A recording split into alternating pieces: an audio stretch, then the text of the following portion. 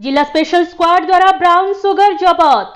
जाजपुर जिला छतिया परे एबे धर्मशाला पालटिछि धला जहरर आड्डास्थली।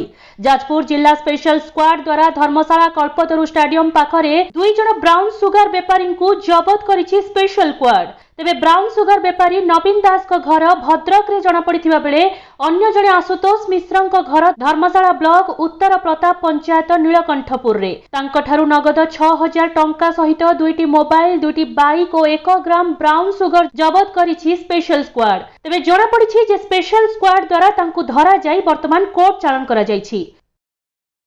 धर्मशाला त्रिलोचन का रिपोर्ट संभव टीवी ओडिया।